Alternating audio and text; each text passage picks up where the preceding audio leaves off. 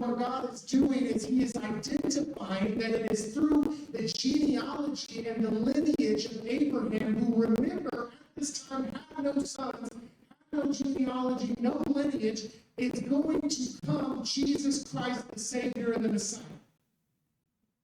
And man, if that is not a faith promise for God to be speaking to the sonless man who's in his 80s at that point with a wife that's barren and said, through you, I'm going to bless all of the other nations because I'm going to send my son. We got to hold on, church. Because between here and the promise, there's a lot of ground to cover, a lot of time, a lot of obstacles. The second half of the covenant was Abraham's response and his agreement to it, also described as the sign of the covenant. And men, just brace yourselves for a moment, because the sign of this covenant was circumcision. And Abraham was 99 years old when he got circumcised. I had a boxer that I love, that I just couldn't bring myself to take to the vet to get that done. But Abraham, in agreement to the covenant, subjected himself to that. Now, I want to share just a little bit of the practical. That was a sign of that covenant, okay? You don't have to be circumcised and go to heaven. Let's just get that out of the way. You don't have to call your doctor after this sermon and say, my pastor said that if I don't go to your office and have this procedure done, then I'm not going to heaven. That is not what I'm saying. I am telling you that that was the sign of agreement that Abraham made with the Lord. And what a sign it was. This covenant, the Abrahamic covenant, and every other covenant that you find in the Bible, is a part of God's plan for man.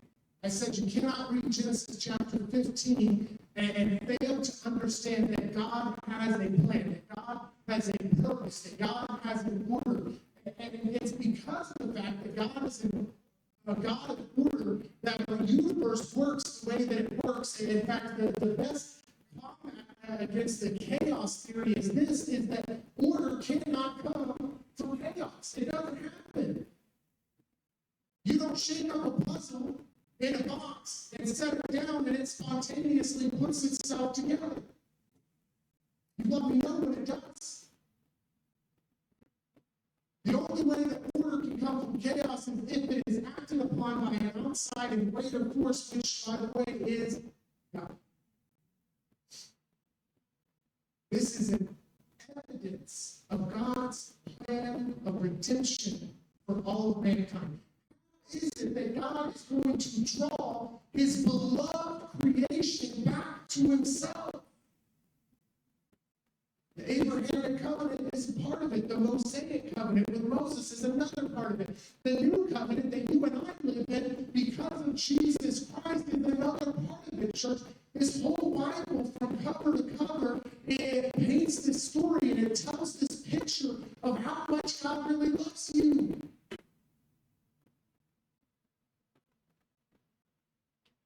Seven promise covenant, 2 parts. On that day, the covenant was made with Abraham. Given you this land. That's the here. That's where Abraham was. The promise is what God had promised him, and the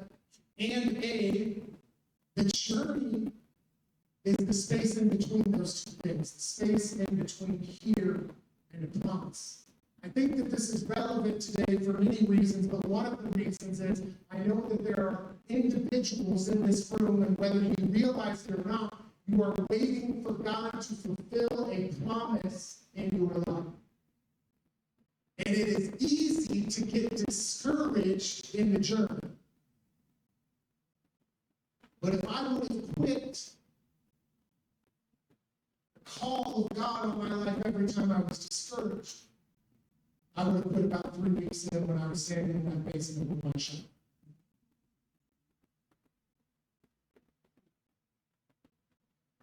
There were some things between Abraham and the promise. And what I want to offer you today as a form of encouragement and not discouragement is a non-exhaustive list of some of the things that stood between Abraham and the promise. Now, there are some Old Testament self-described nerds in this room, and I know that because the last time I preached out of the Old Testament, they texted me, and we got to nerd out together for a few minutes. So if I miss anything, you let me know later, all right? This is a non-exhaustive list. Go and do your own research, all right? You're supposed to read the Bible. I'm just supposed to preach it to you once a week on Sundays. There were some physical obstacles between Abraham and the promise. One of which is the fact that Abraham was already, and I quote, really old and had no son. Physical obstacle. Another physical obstacle is the fact that between the time that God spoke the promise and covenanted with Abraham and until the time that the children of Israel stepped foot into the promised land was a period of about 500 years. And I'm going to let that sink in because sometimes we get really impatient and we think that we've been waiting on God for a while. God, I prayed to you because I was hungry, and that waiter still hasn't brought my food yet. Lord, I asked you last month, and I've been praying to you every day since for the last 30 days that you would deal with this issue in my life. But when you get to about 500 years, call me and let me know if God's answered that promise. He says, oh yeah, by the way, for a period of about 400 years, your descendants are going to spend in slavery, persecuted by the Egyptians. And I can imagine that it was maybe about this time that Abraham began questioning whether or not he really should have done this covenant thing. God, was that in the fine print, or where were all of these details covered? In the land that they were to inhabit were giants. Not the New York variety, literal, physical giants. Interesting theory that talks about this fallen race of giants, by the way. And man, this is deep stuff that these fallen race of giants, that they existed in the Old Testament because they are a byproduct of the rebellious angels that fell with Lucifer, who then had relations with man and created this giants, hybrid race. That's not God's design. That's not God's plan. Why is it, do you think, that when we read about the story of Sodom and Gomorrah, sometimes we get caught up on the fact that, yeah, God destroyed those cities? Well, one of the things that was happening in those cities is that the men in that city were trying to have these unnatural relations. Why is it that the giants that lived in the promised land had to be killed? Why don't we have Goliaths anymore? It's because that was a byproduct of a foregone era that was never a part of God's plan. And it needed to be eradicated. Sometimes when we read the Old Testament, we get caught up on all the death and destruction and the conquering and all of this. But you have to remember is that there were many things that were happening in those days that needed to be dealt with. Other physical obstacles. There was rivers. There was wilderness. They had to cross the rivers. They had to live and spend time in the wilderness. There was hunger. They had to rely on God to send manna from heaven and to give them quail in the evening so that they could be sustained, so that they could be fulfilled. There were battles that they fought with flesh and blood, with swords and shields and spears and everything else. These are some of the non-exhaustive list of obstacles that were faced by Abraham and his descendants in those 500 years between the time that the promise was made and the time that it was fulfilled. Can I tell you that if God has given you a promise, you need to realize that you too will face some obstacles between here and the promise. I don't know if you went to sleep on me or if this is just bad, but I'm going to keep on preaching it anyway. So there were some faith obstacles between here and the promise. There is a whole list of familial issues that would put Jerry Springer to shame in the Old Testament. Don't tell me that the Bible is boring if you have not read even about what was written about Joseph and his brothers. Don't tell me that the Bible is boring if you have not read the story of Esau and Jacob, of Isaac and Ishmael, of Sarah and Hagar. These are familial issues that happen within the lineage of Abraham, which, by the way, was the same lineage that eventually brought about Jesus Christ. But you think that Jesus can't use you because your daddy was an alcoholic and his daddy was an alcoholic, and so was his dad. God will take and use what is broken to complete his perfect plan. There were obedience issues. The children of Israel are notorious for these cycles of sin where they obey God and disobey God, and obey God and disobey God, and so on and so forth. And then, oh, by the way, God has made this promise, and Abraham and his wife tried to figure it out themselves, and they said, well, it's been about 13 years, and we still don't have a son. His wife has the bright idea, well, maybe you should go to sleep with my servant Hagar. And maybe that's what God really meant when he said that he would give us a son. I'm surprised that it wasn't Abraham that came up with that plan, Brother Danny, but it wasn't.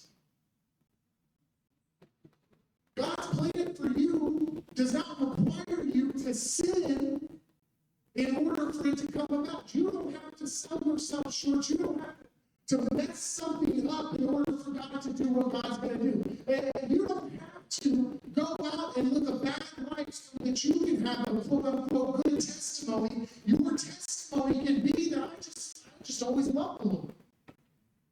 And that's enough.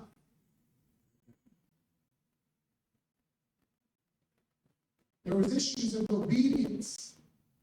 There was tests of obedience. The promised son finally arrives. Abraham's really, really old at this point. You can look it up if you want to find out exactly how old. And he has a son that is born to him. Not Ishmael, not the son that he tried to make the one, but a real son that was born to him and his wife. They named him Isaac. And Isaac's there. And God says, okay, Abraham, I want you to take your son, the one that you love, and I want you to go and sacrifice on Mount Moriah.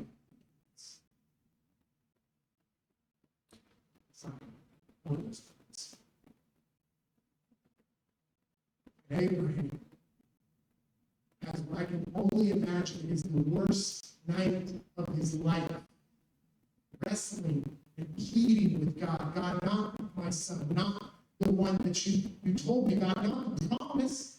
Lord, this is the one that the promise is coming. You gave me a promise, God. How could you ask me to give that up? Sacrifice your son to me. This is the Cliff Notes version. And so Abraham and Isaac, they go to the mountain, and Isaac is carrying the wood on his back for the sacrifice, and they get to the top, and Isaac, a young boy, looks around and says, I see the wood, I see the knife, there's the sacrifice. Abraham trusts God. Son, God's given me a word. There's a whole lot of things that are going to happen between here and that promise that God will do. And before Abraham sacrifices his son, God stops him. And he points out a ram in the thickets. He says, there's a sacrifice for you that is necessary for the promise to continue to be fulfilled. If that's not a test of obedience, if that's not a faith obstacle, I don't know what is. Sometimes we get caught up on the fact that we've got a hangnail or a hurt toe. It's like, oh, God, you really tested me today.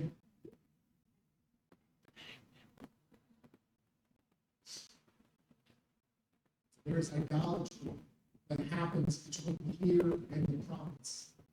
And I believe that this is truer today than it ever was in the day of Abraham, because at least back then they were mostly limiting their idolatry to physical things that they could touch and see with their eyes.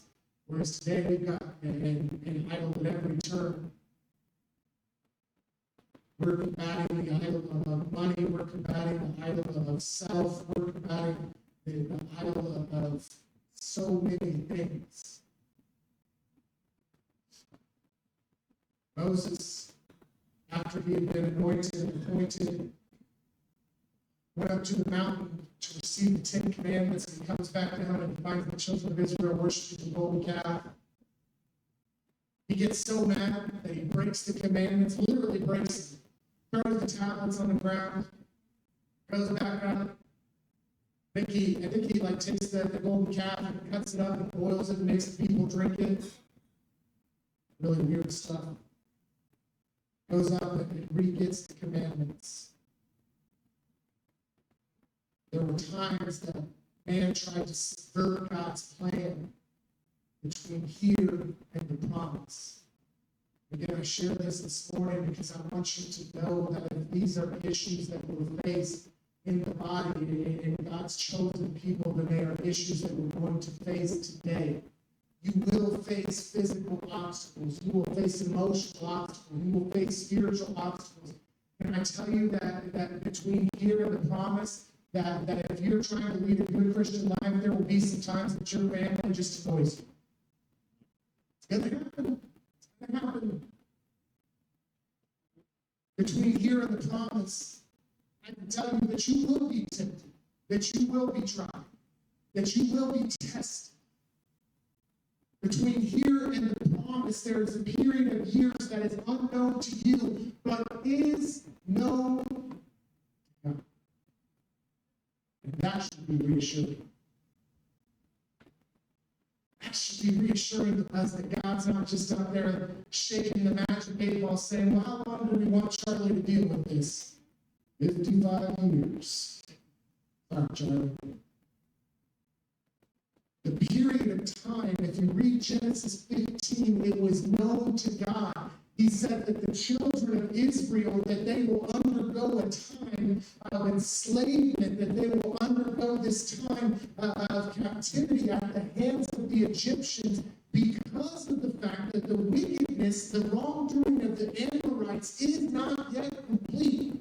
You see, the children of Israel, the promise that God had given was also the solution to many of the other problems in the land. And what God was doing was allowing the children to prosper in captivity. They were still in captivity, but they were prospering and multiplying until such a day that their numbers had grown enough that they could be God's physical hand of completing the plan of redemption that needed to happen in that day and age. In order to beat the Amorites, without God's divine intervention, the children of Israel needed to have the strength and numbers to beat the Amorites. God allowed them to prosper in a place of captivity so that eventually they could go from a place of captivity to the place of promise. I hope you're getting it. Okay, thank you. Just had a moment where I needed to know that I was going to go back to Genesis 15 and 1 and start over if not. But since you're getting it, we don't have to do that.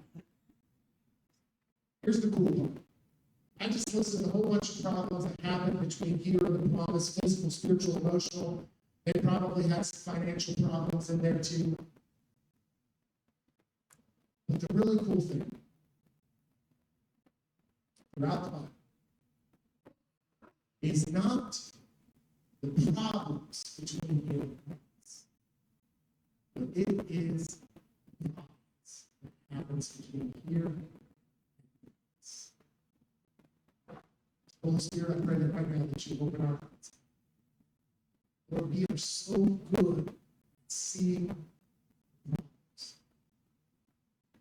God, right now, like a wave of fresh, I want you to wash over this congregation. Lord, this congregation that is somewhere between here and the promise, so that we can see your providence during the name of Jesus. A non-existent, exhaustive list of some of God's providence through these obstacles that stood between Abraham and the promise. Abraham had a son when he was really old. Miraculously, his wife's barren womb was healed. She received a son. There was a lot of familial infighting that happened between Sarah and Hagar, and Isaac and Ishmael, Esau and Jacob, and Joseph and his brothers. But in the words of Joseph, he said, what you meant for evil, God used for good. God had providence in all of those moments. Moses had an encounter after he had killed a man and went into the wilderness to hide, where God spoke to him through a burning bush and said, Moses, I want to use you to set my people. And Moses said, God, I'm slow of speech. Don't send me, send my brother Aaron. And God said, don't worry, I'm with you. There were signs and wonders against the hands of the Egyptians. God sent 10 plagues through Moses to let Pharaoh know that he meant business and that the time of captivity had ended.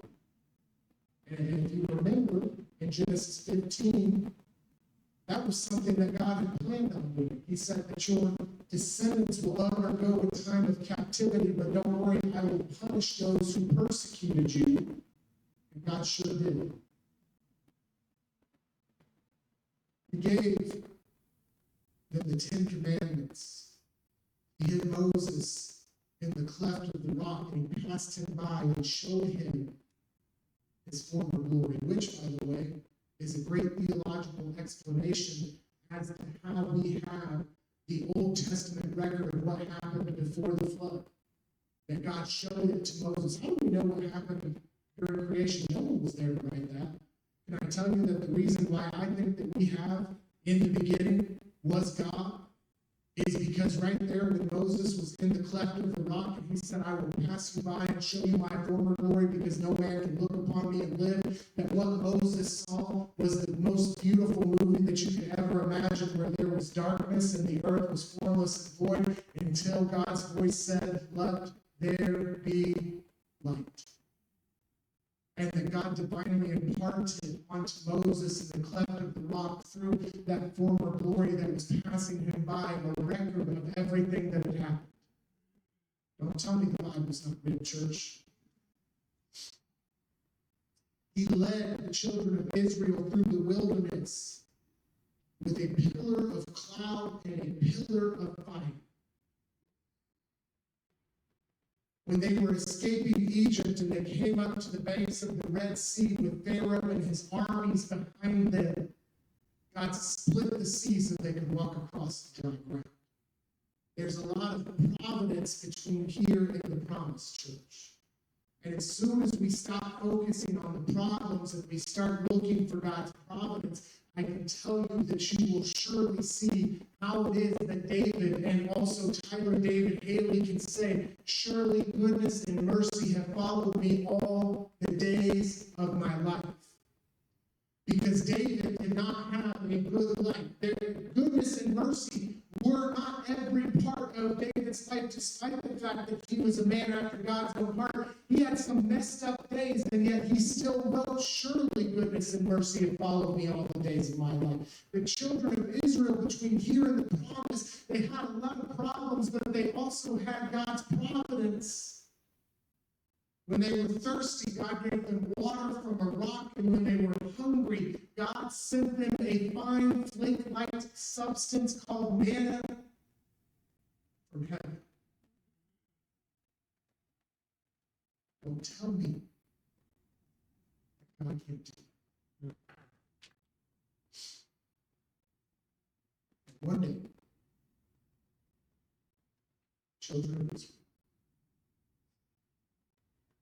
stood at the edge of the river that divided them from the promise that they had carried for over 500 years. And God wanted that they could walk across the dry ground into the land that He had given. God, seal your word today. Lord, there is a holy hush in this sanctuary. And I can only believe that it is because of the work that you are doing in each and every one of us.